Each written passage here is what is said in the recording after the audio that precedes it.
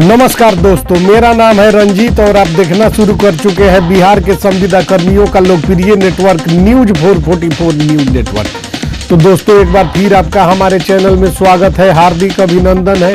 तो दोस्तों, आज की जो महत्वपूर्ण खबर है वह बिहार के तमाम वार्ड सदस्य, बिहार के विभिन्न विभागों से जुड़े संविदा कर्मियों के लिए महत्वपूर्ण अपडेट सरकार की तरफ से निकल कर आ रही है।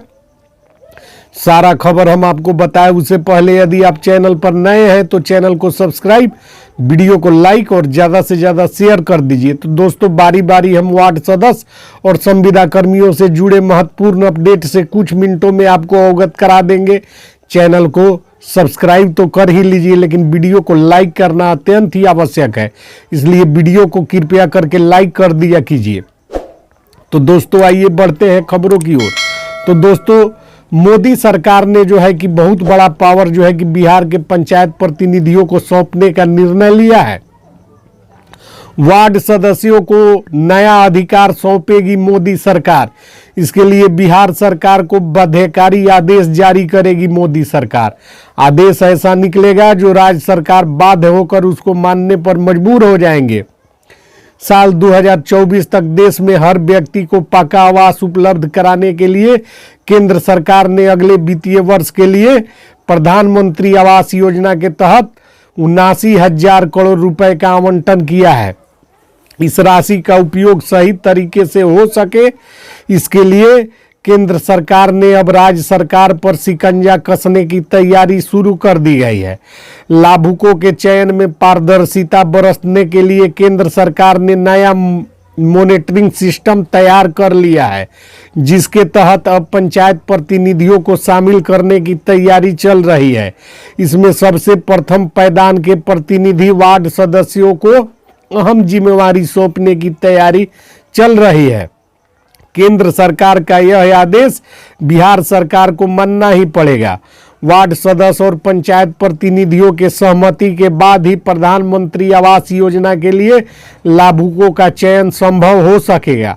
साथ ही लाभुक जब इंदिरा आवास का निर्माण लिंटर तक करवाएंगे, तब एक सरकारी कर्मी और एक पंचायत प्रतिनिधि, जिनमें वार्ड सदस्य मुखिया हो सकते हैं, की उपस्थिति में सरकारी कर्मी उनका जियो टैगिंग करेगी।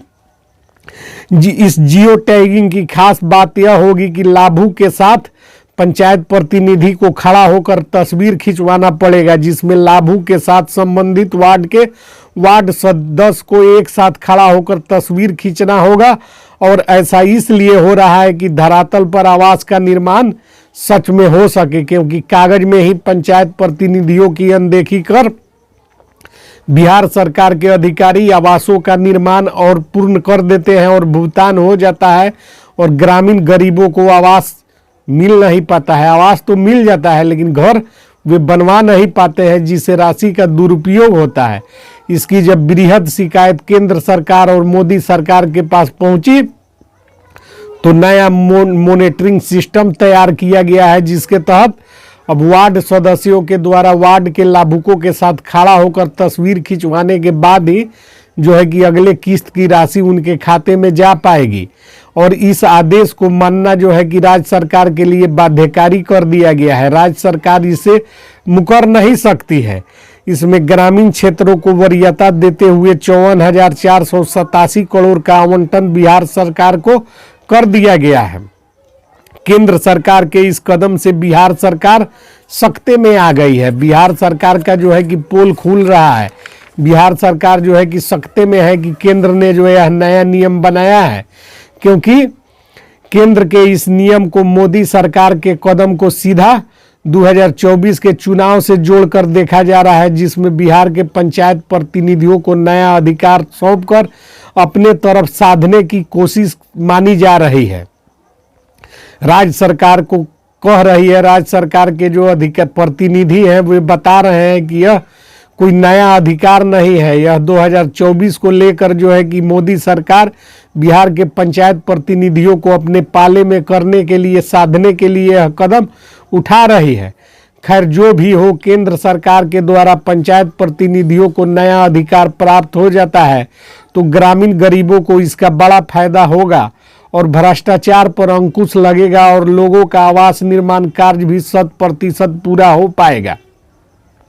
राज्य सरकार चाहे जो कहे, इसको 2024 के चुनाव से ही जोड़कर देखा जाए, लेकिन यह जो नया अधिकार है इसको लागू करने के बाद ग्रामीण गरीबों को बहुत बड़ा फायदा होगा, क्योंकि जो है कि औने पौने भाव में जो है कि उनसे कमीशन की वसूली करके और आवास कार्य कराए बिना ही फोटो खींचकर और जियो टैग कर दिया जाता है, जिससे जो है कि वे लोग बच पाएंगे और पंचायत प्रतिनिधि अपनी देख रेख में आवास का निर्माण 100% करवा पाएंगे।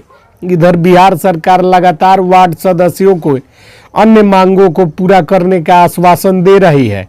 बिहार सरकार के पंचायती राज मंत्री अपने कार्यक्रमों में बिहार के 1,14,000 वार्ड सदस्यों को विकास फंड देने की बात तो कर रहे हैं, किंतु अभी तक जो रुपया सरकार ने मुखिया जी के खाते में भेजा है वह रुपया मुखिया जी वार्ड सदस्यों के खाते में नहीं डाल रहे हैं, जिससे बिहार के समूचे पूरे वार्ड सदस्य आक्रोशित हैं।